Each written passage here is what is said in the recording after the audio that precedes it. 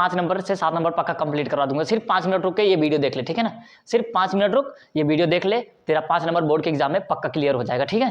तो हम लोग शुरू कर देते हैं। एक कहानी है पंचलाइट, जिसके लेखक है फणीश्वरनाथ रेणु। एकदम ध्यान से सुनना। एक कहानी है जिसके लेखक है फणीश्वरनाथ रेणु, और उसमें एक लड़के को हीरो बना दिए हैं जिसका नाम है गोधन। वो अपने गांव का एक अल्हड़ ग्रामीण युवा, मतलब कि गांव का अल्हड़ सा था और वो युवा था, ठीक है। बस उसी के ऊपर एक कहानी लिखे हुए हैं और बताए हुए हैं कि ये मतलब अल्हड़ उसे इसलिए कहा गया क्योंकि वह सिर्फ गाना गाता था, हम तुमसे मोहब्बत करके सनम, सनम सनम नहीं कहता था, सलम कहता था।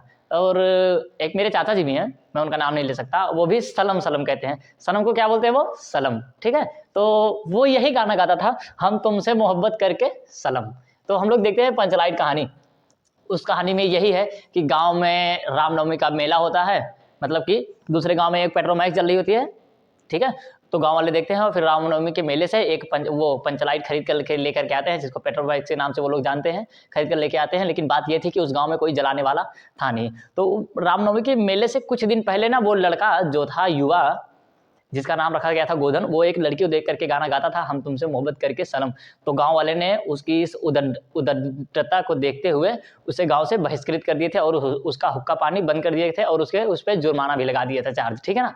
तो फिर वो चला गया। तो फिर अब गाँव में आया तो कोई उसे जलाने वाला नहीं। तो फिर किसी ने धीरे से कह दिया कि गोधन जलाने जानता है। वही लड़की कही थी जिसके लिए वो गाना गाया करता था, उसका नाम था मुनरी देवी, गुलरी काकी की लड़की थी मुनरी देवी। उसी को देख करके वो गाना गाता था गोधन, हम तुमसे मोहब्बत करके सलम।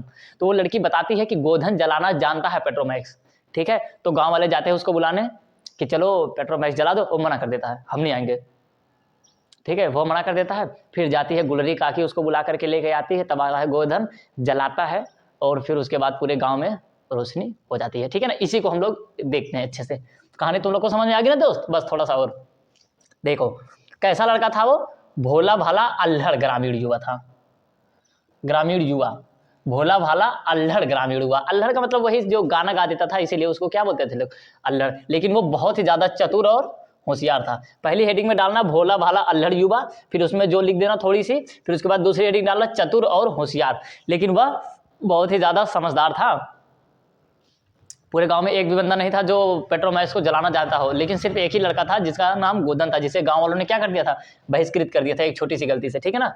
वो चतुर और होशियार था। लेकिन फिर तीसरी वाली हेडिंग क्या डालना? स्वाभिमान। स्वाभिमान यहाँ पर उसका ये आ जाता है कि जब गांव वाले उसे बुलाने जाते हैं तो वह मना कर देता है, क्योंकि वही गांव वाले ने मेरी बेइज्जती करके भगाया, मतलब कि मुझे गाँव से बाहर किया है, तो मैं वहां पर नहीं जाऊंगा। ये हो गया उसका स्वाभिमान, ठीक है ना। इसके बारे में बता देना।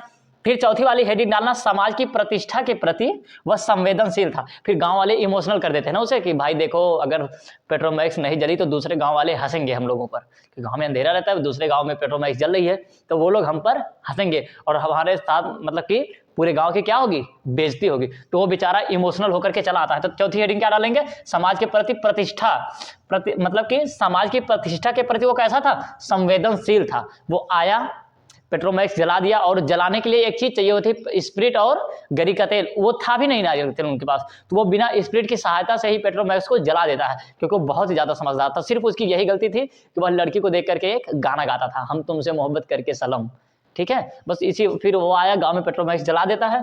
फिर उसके गाँव वाले उसकी तारीफ ही करते हैं और जितनी भी उसकी बुराइयां होती हैं सब माफ कर देते हैं, मतलब कि उसका हुक्का पानी फिर से चालू कर देते हैं। उस पर जुर्माना लगाया होता, तो जुर्माना हटा करके उसे अपने समाज में फिर से मिला लेते थे। तो यही है कहानी पंचलाइट की, और इसके जो लेखक है फणीश्वरनाथ रेणु जी हैं, ठीक है। और ये 7 नंबर का देगा, 5 नंबर से ऊपर का ही देगा, 6, 7, 8 नंबर का कहीं से भी दे सकता है। अगर अच्छे से लिख करके आगे तो 5 नंबर का तुम्हारा दोस्त कहीं नहीं जाएगा, ठीक है ना। 5 मिनट की वीडियो में 7 नंबर का, मतलब कि 5 नंबर कम से कम मान लो 5 नंबर का तुम्हारा कंप्लीट करवा दिए हैं। अगर तुमको ये वीडियो अच्छी लगी हो तो अपने दोस्त के पास भी इसे शेयर कर देना, और अगर चैनल पर नए हो तो सब्सक्राइब एंड बेल आइकन।